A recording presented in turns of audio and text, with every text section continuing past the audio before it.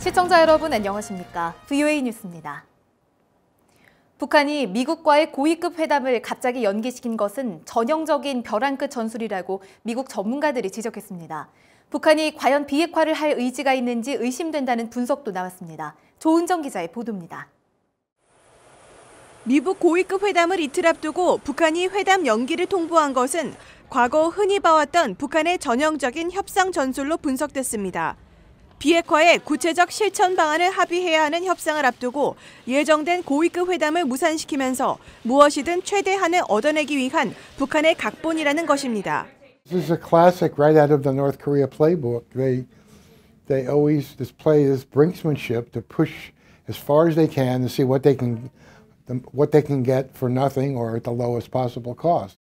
북한이 회담 연기 사유로 내세운 서로의 일정이 분주하다는 것은 사실상 핑계라면서 북한은 허를 찔러 미국을 조급하게 만들겠다는 속내를 보였다는 분석도 나왔습니다. I suppose the North Koreans are trying to create a sense of apprehension in the United States. You know, they've done this before, that they will cancel before an event, and that is to try to put the other side, get them off balance. 북한의 이 같은 협상 태도는 김정은 위원장이 약속한 비핵화 진정성에 북한 스스로 의구심을 사는 행동이라고 지적했습니다. About actually dismantling its entire nuclear program, and whether or not what we're seeing is an effort to pretend to negotiate and be accepted as end up with a freeze.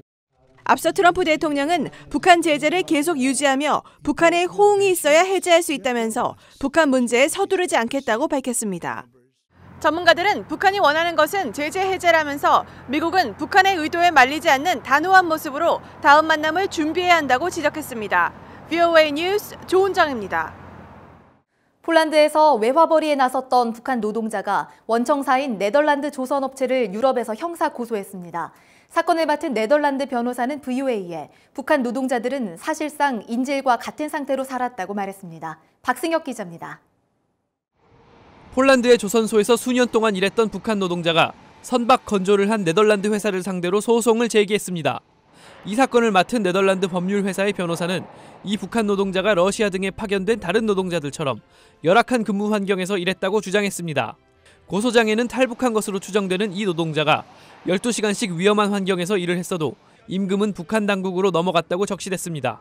Sometimes there would be months that he would get paid, sometimes there would be months that he wouldn't get paid. For instance, the first 3 months he wouldn't get paid at all. 북한 노동자들은 여권을 빼앗긴 상태에서 일만 해야 하는 사실상 노예나 인질 상태였다는 점도 밝혔습니다. You could say that there was a point of factual hostage taking, so to say people's passports were taken away, they were restricted in the freedom of movement. 고소를 당한 선박회사 측은 실상을 몰랐다고 밝힌 것으로 전해졌습니다. 스트라텐 변호사는 이런 실태의 배후는 외화벌이를 목적으로 노동자들의 인권을 경시하는 북한 정권이지만 네덜란드 법의 한계상 북한 정권을 직접 고소하긴 어려웠다고 말했습니다. 하지만 추가 조사를 통해 유엔과 유럽연합 제재 위반 여부를 가려낼 것이라고 밝혔습니다. Yes, if these practices would still be going on, then it would definitely be part of the sanctions regime. 담당 변호사는 이번 소송이 북한 노동자를 고용해 돈을 버는 북한 정권과 기업들에게 책임을 물리는 첫 사례가 될 수 있다고 말했습니다. VOA 뉴스 박승혁입니다. 유엔 총회에 북한의 핵 문제를 지적한 국제원자력기구 IAEA의 보고서를 주목할 것을 촉구하는 결의안이 제출됐습니다.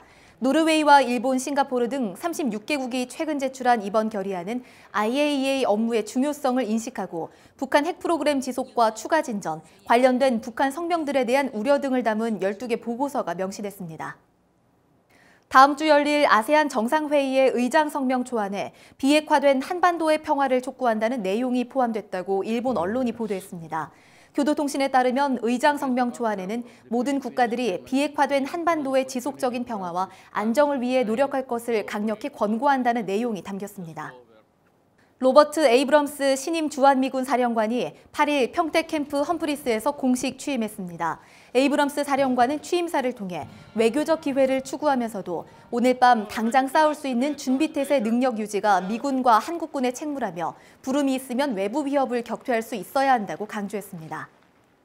VOA 뉴스 마칩니다. 시청해주신 여러분 고맙습니다.